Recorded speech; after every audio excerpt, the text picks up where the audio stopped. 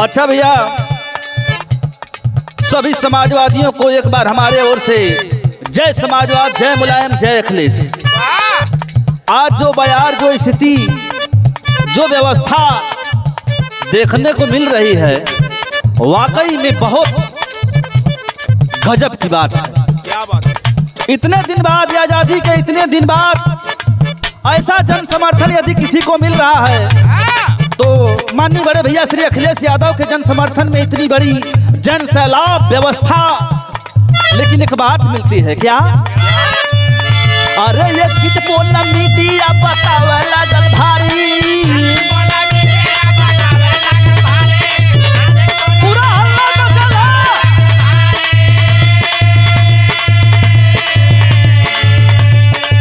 यहाँ ना बात है, ये तमाम मीडिया चैनल जो पेपर समाचार के द्वारा प्रकाशित न्यूज होला वो बतावत है। अरे एक चिट बोलना मीडिया बतावा लागल भारी,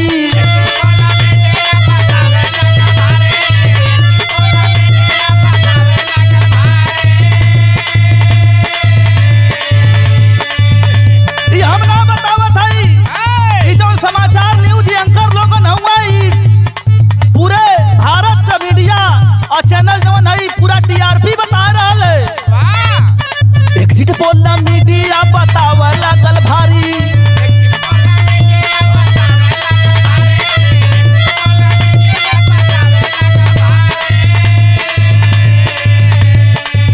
अब तो एग्जिट बोलना मीडिया बतावा लागल भारी। अखिलेश अब की बारी, अखिलेश अब की बारी।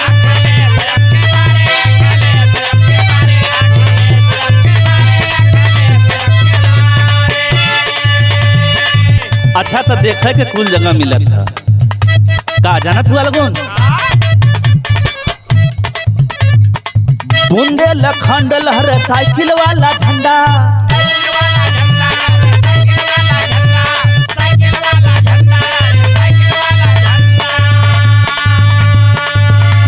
आकाशी जी में लेके दौड़ झंडा मुल्ला पंडा।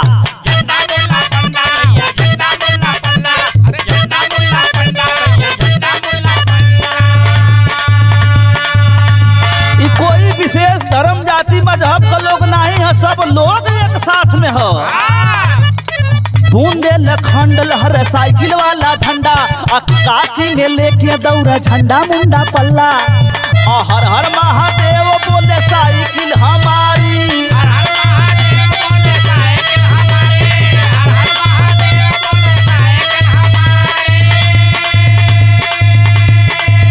लोगवा हर हर महादेव बोले साइकिल हमारी। अखिलेश अब की पारी, अखिलेश अब की बारी।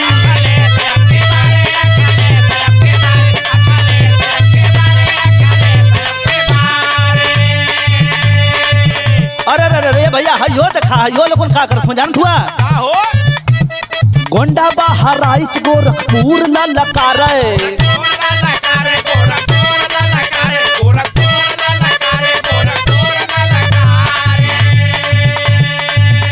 अच्छा जहाँ बाबा का खूब एकदम धाक जमल रहल है, एकदम और उल्टा बयार बहत है।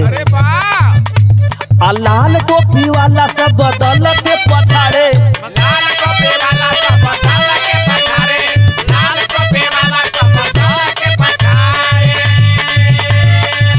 इतिहास गोंडा बहराइच गोरखपुर ला लकारे, ललका टोपी वाला सब बदल के पछाड़े। अवध लखनऊ में पौआ भारी,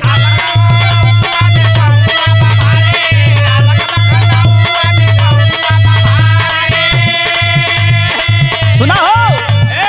अवध लखनऊ में पौआ भारी। अखिलेश अब की पारी, अखिलेश अब की बारी।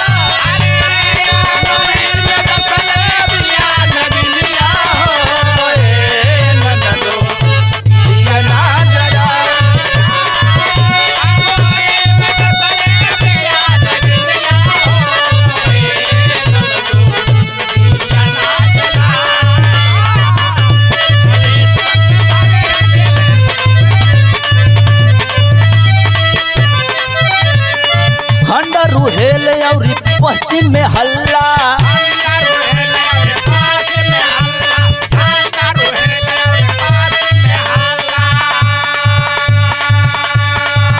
अच्छा ये पूर्वांचल बस्ती गोंडा बहराइच अवध बुंदेलखंड यही में हल्ला नहीं बा।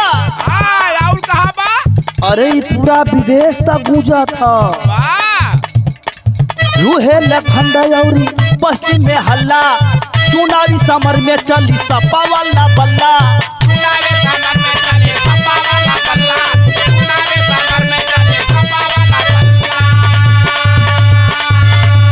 आजमगढ़ बलिया मऊ ललकारी,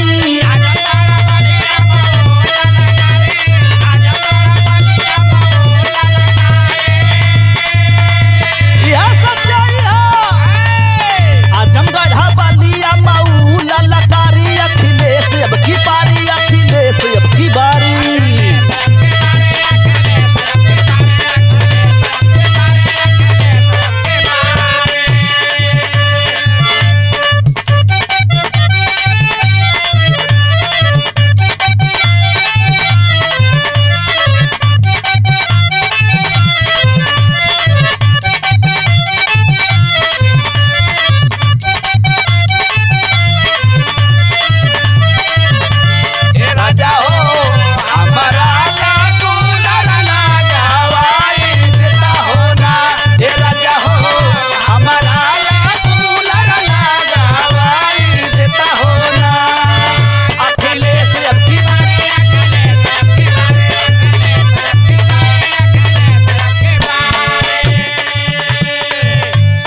अच्छा है भैया, ये पूर्वांचल के लोगन का दिल का धड़कन, ये जिला मिर्जापुर, सोनभद्र और इलाहाबादी।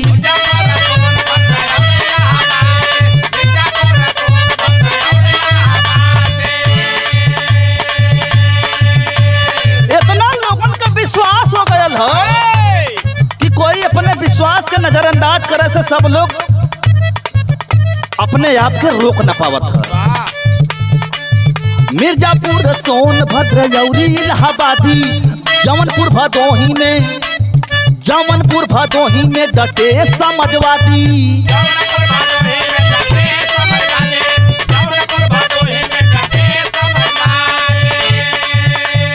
मिर्जापुर, सोनभद्र और इलाहाबादी, जौनपुर भदोही में तो डटे समाजवादी। अजय शशि लाल समाजवादी लायादारी।